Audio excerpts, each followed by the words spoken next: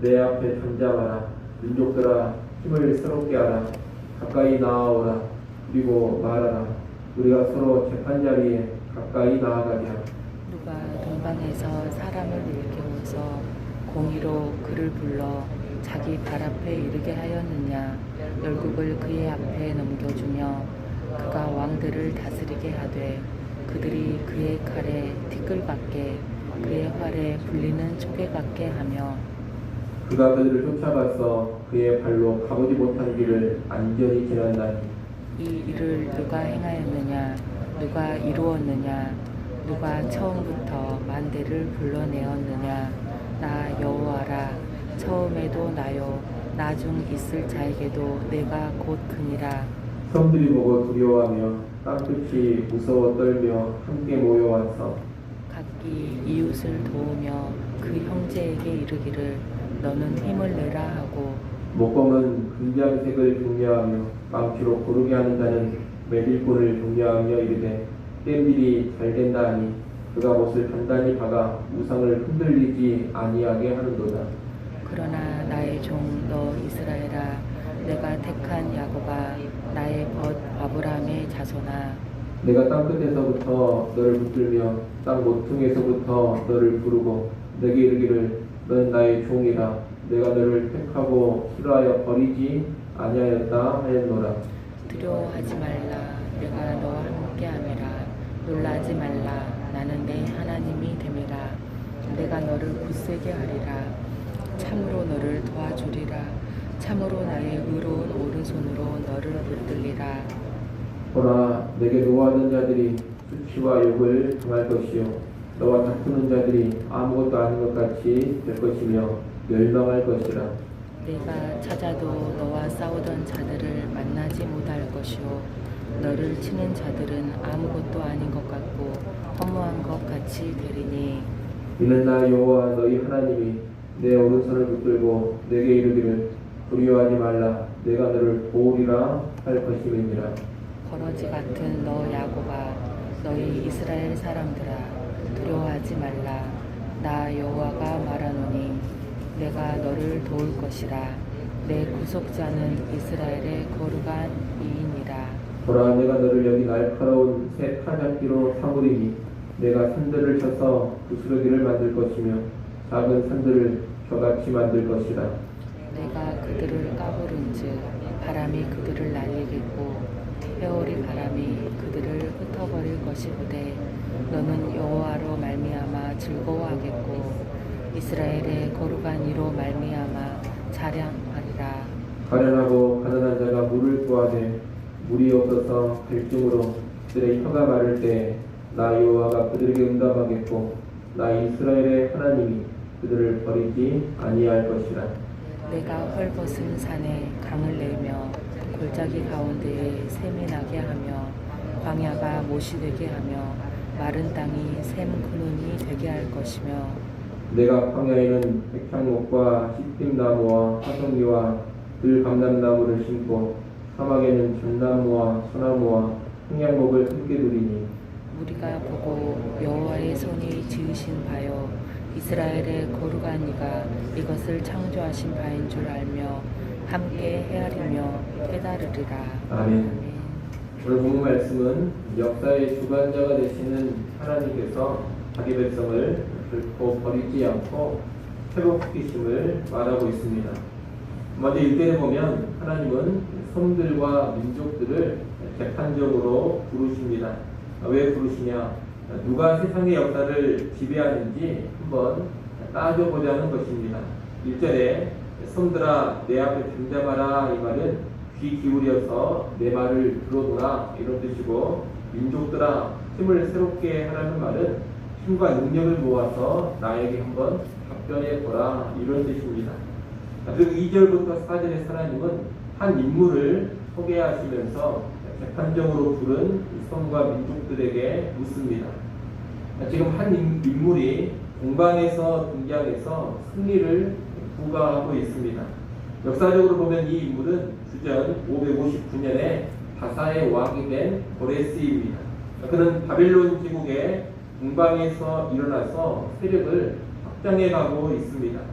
하나님은 누가 이 인물을 동방에서 일으켜 민족들과 왕들을 발 앞에 굴복하게 하였는가?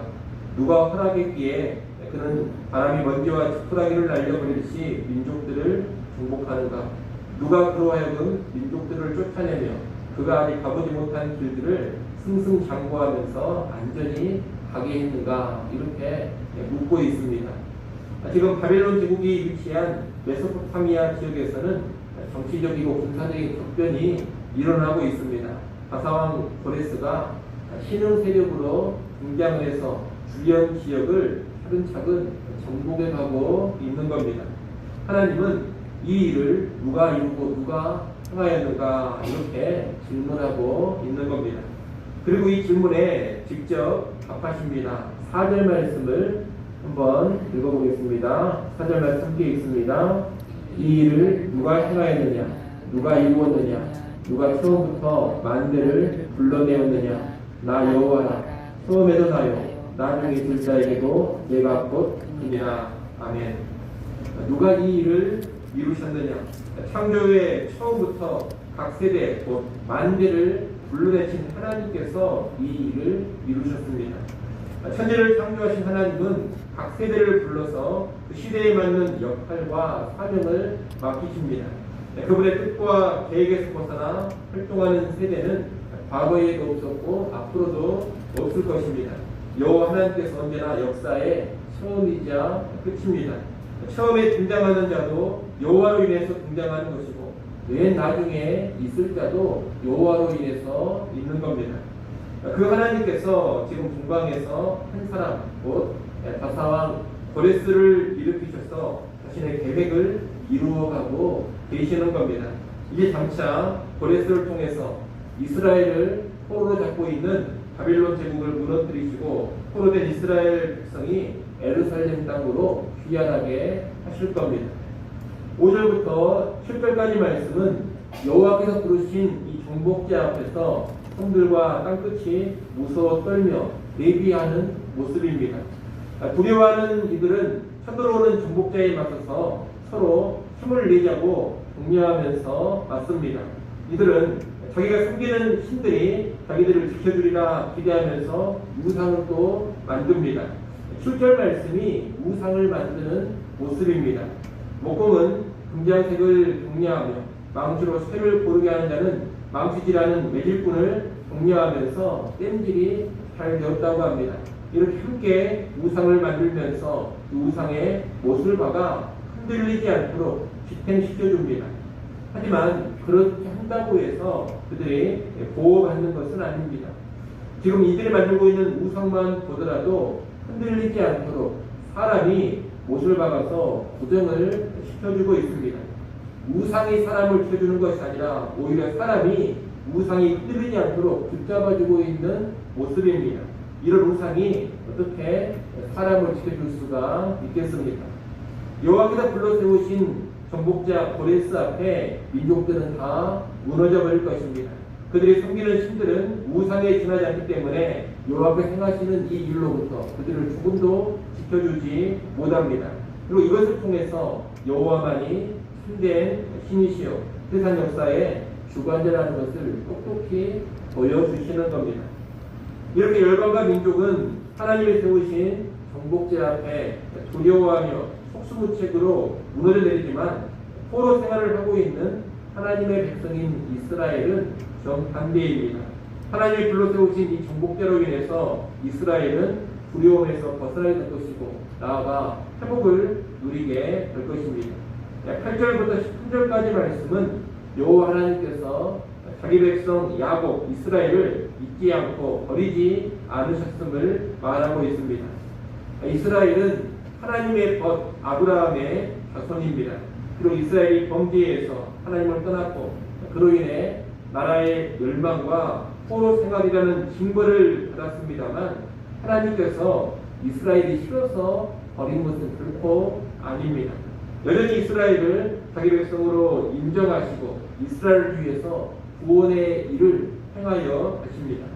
하나님은 포로 생활 가운데 있는 이스라엘을 향해서 두려워하거나 놀라지 말라고 말씀합니다. 10절 말씀을 여러분이 한번 읽어보십시오. 41장 10절 말씀 읽습니다. 두려워하지 말라. 내가 너와 함께함이라. 놀라지 말라. 나는 내 하나님이 됨이라. 내가 너를 굳세게 하리라. 참으로 너를 도와주리라. 참으로 나의 의로운 오른손으로 너를 붙들리라. 아멘. 지금 새로운 중복자가 등장하고 기존의 질서가 이동키는 아주 혼란스러운 시대입니다. 하지만 역사의 주관자이신 요 하나님께서 이스라엘과 함께하고 계십니다. 그러니 두려워하거나 놀랄 필요가 없다는 겁니다. 오히려 이스라엘은 이런 혼란과 어수선함을 통과하면서 새로운 시대를 맞이하게 될 것입니다. 11절, 12절에 있는 말씀처럼 이스라엘의 대적들이 이제 다 무너지고 사라져버리는 것입니다. 14절부터 16절까지 말씀 역시 이스라엘을 향해 주시는 두려워하지 말라는 말씀입니다. 14절 초반의 말씀처럼 야곱, 이스라엘은 지금 버러지와도 같습니다. 나라는 망했고 바벨론 제국의 포로로 끌려와 있는 상태입니다. 비참하고 무기력합니다. 완전히 쇠락한 상태입니다. 이런 버러지와 같은 상태의 야곱, 이스라엘에게 하나님께서 도우실 것을 약속하면서 위로해 주십니다. 하나님은 이스라엘의 고난을 풀어주는 구속자가 되어 주시겠다고 말씀합니다. 15절에 보면 하나님은 이 버러지와 같은 야곱을 이제는 이가 날카로운 칼날비로 만들어서 산들을 타작에서 별게 부수고 작은 산들을 지푸라기처럼 만들어 버리신다고 합니다. 그리고 16절에서는 이스라엘이 타작한 것들을 다 부르면 바람이 쓸어가고 폭풍이 다 흩날려 버릴 것이라고 말씀합니다. 25절 16절 말씀은 이스라엘을 압제하던 바벨론이 산산이 부서져 버리리라는 의미입니다. 이스라엘을 버러지로 만들었던 바벨론 제국이 이제 완전히 멸망당하고 마는 겁니다. 그로 인해 이스라엘은 이제 즐거워하며 이 일을 이루신 여호와 하나님을 찬양하고 자랑하게 될 것입니다. 오늘 본문의 마지막 부분인 17절부터 20절까지 말씀은 이스라엘에게 주시는 축복의 약속입니다. 17절에 보면 여호와께서 갈증으로 혀가 터들어가는 자들에게 응답하신다 이렇게 말씀합니다. 이제 갈증으로 혀가 터들어가는 것 같았던 고통의 시대는 끝나게 됩니다. 고통의 시대는 끝나고 이스라엘에게 축복의 시대가 열리기 시작합니다. 이 축복은 나라가 망한 후에 황폐해져 버린 가나안 땅의 회복에 관한 말씀입니다. 이제 이스라엘이 포로 생활을 끝내고 고국의 땅으로 귀환할 텐데 그 고국의 땅은 지금 황폐해져 있는 상태입니다. 그 황폐한 땅을 하나님께서 축복의 땅으로 변화시켜 주신다는 겁니다. 18절 19절에 보면 그 땅의 변화가 나옵니다. 나무 하나 없이 헐벗은 산과 흙무지가 숲이 우거진 산으로 변하고 사람이 통역에 사는 비옥한 땅으로 변하게 됩니다. 또 백향목과 찌릿나무와 화석류와 불감람나무와 금나무와 소나무와 홍양목이 광야와 사막에 심겨집니다. 생명이 없었던 광야와 사막이 울창한 숲으로 바뀌는 겁니다. 여호와의 손이 황폐해진 가나안 땅을 이처럼 새롭게 지으십니다. 창조주 하나님께서 다시금 그 창조의 능력을 가나안 땅에서 보여주시는 겁니다. 이스라엘 무리는 이러한 회복의 역사를 보면서 하나님의 전능하심, 또 하나님의 무한한 지혜, 또 무엇보다 하나님의 선하심을 깨닫게 될 것입니다. 이상 오늘 본문의 내용인데 오늘 우리가 본 이 말씀은 일단 구약 이스라엘의 역사 가운데 실제로 성취가 됩니다. 아시는 것처럼 바사 제국의 고레스는 바벨론 제국을 멸망시키고 포로 생활을 하던 이스라엘 백성을 가나안 땅으로 귀환시킵니다. 이를 통해서 포로 생활하던 이스라엘의 회복에 관한 오늘 본문의 말씀이 성취가 되는 겁니다. 나아가 이 말씀은 예수 그리스도를 통해서 온전히 성취됩니다. 바벨론 포로 생활에서의 귀환은 당시 하나님께서 이루실 예수 그리스도를 통한 구원의 예표가 됩니다. 애굽에서 이스라엘을 구원해 내셨던 출애굽 사건이 그리스도를 통한 구원의 예표였던 것처럼 이 바벨론 포로 생활에서의 귀함이 없이 그리스도를 통한 구원의 일표가 되는 겁니다. 그럼 우리는 이 포로 생활에서의 회복의 약속이 예수 그리스도를 통해서 온전히 성취된다는 것을 알아야 하겠습니다. 하나님은 창세전에 택하신 자기 백성을 구원하시고자 예수 그리스도를 보내셔서 십자가로 죄와 사망의 세력을 정복하셨습니다. 그리고 자기 백성을 죄와 사망에서 해방시키시고 가나안이 상징하는 천국, 곧 하나님 나라로 들이시고 풍성함을 누리게 하십니다. 이러한 하나님의 구원 역사는 창조의 역사에 버금가는 일입니다. 그래서 신약 성경은 그리스도를 통한 구원을 줄곧 뭐라고 말하느냐? 새 창조라고 말합니다. 그리고 이러한 새 창조의 놀라운 구원을 경험한 신자들은 하나님의 능력과 지혜와 선하심을 깨닫고 하나님께 영광과 찬송을 돌리는 것입니다.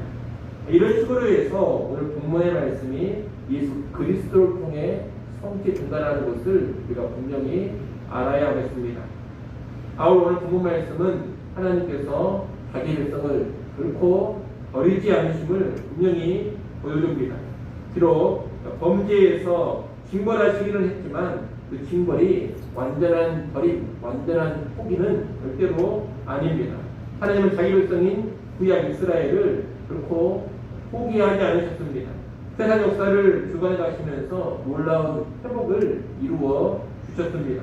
마찬가지로 하나님은 신약의 자기 백성도 결코 포기하거나 버리시지 않습니다. 달리 말하면 택한 백성을 절대로 버리지 않는다는 겁니다. 택한 백성은 반드시 예수 믿어 구원받게 하십니다. 그리고 택한 백성은 설령 범죄에서 실패하고 징벌을 받을지라도 결코 구원에서 영원히 제외되지 않습니다. 범죄하고 실패했다 하더라도 하나님께서 지금 회복의 역사를 이루어 가시는 겁니다. 교회 역시 하나님의 백성이기에 무너지고 올라가고 버러지처럼 될 때가 있지만 하나님께서는 절대로 교회를 완전히 버리시지 않습니다. 역사의 주관자가 되시는 하나님은 교회의 대적들을 결국은 다 무너뜨려 버리시고 교회를 든든히 세워주십니다. 최종적으로는 늘 교회가 승리하게 하시고 교회가 복된 영광을 누리도록 역사를 이끌어 가시는 겁니다. 여러분, 세상 역사가 어떻게 흘러가든지 이 세상에 그 어떤 격변이 일어나든지 간에 주의 백성은 그리고 주의 교회는 언제나 든든합니다. 때로 위태롭고 올라가는 것처럼 보여도 교회는 나가지 않고 주의 백성은 소멸되지 않습니다. 왜 그렇습니까? 하나님께서 역사의 주관자로서 교회와 자기 백성을 철저히 지키시고 보호하시고 또한 회복시켜 가시기 때문입니다. 우리는 이것을 명심하고 하나님의 변함없는 이 사랑과 돌보심 안에서 안연히 거하고 든든히 설 수 있어야 하겠습니다. 결코 세상의 형편들, 또 우리 눈에 보이는 교회의 상황들, 또 이 땅에 그리스도인들이 당하는 여러 가지 어려움과 낭망의 모습이 있다 하더라도 역사의 주관자는 하나님이시요 하나님이 나를 포함한 자기 백성을 반드시 지키시고 교회 또한 지키시고 회복시켜 가심을 확신하시고 하나님의 돌보심 안에서 든든히 거하는 우리 모두가 될 수 있기를 간절히 소원합니다. 기도하겠습니다.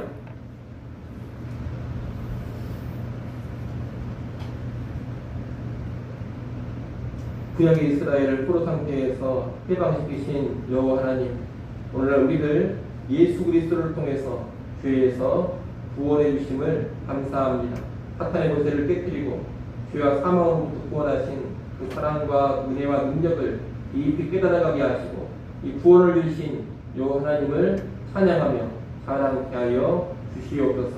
또한 택한 백성인 우리를 하나님께서 결코 버리지 않고 포기하지 않으심을 확신케 하여 주시어서 하나님의 은혜와 사랑 안에 든든히 거할 수 있기를 간절히 바라고 원합니다. 언제나 변함없는 하나님의 사랑을 바라고 신뢰하며 살아가게 하여 주시옵소서. 이 시간도 기도하는 자리로 우리를 불러주셔서 감사합니다. 다시금 전능하신 여호와 하나님, 역사의 주관자 되시는 하나님을 바라보게 하시고 그 하나님께 내 인생의 모든 것도 맡기게 하여 주옵소서. 다시금 겸손히 하나님을 의지하게 하시고 하나님의 능력과 은혜를 맛보는 시간 되게 하여 주시옵소서. 오늘 하루를 우리에게 허락하셔서 감사합니다. 주께서 생명의 날을 하루 더 연장시켜 주셨사오니 헛되이 보내지 않게 하시고 주님을 만족하고 기뻐하며 주님 영광 위에 나아가게 하여 주옵소서. 예수님의 이름으로 기도드리옵나이다. 아멘.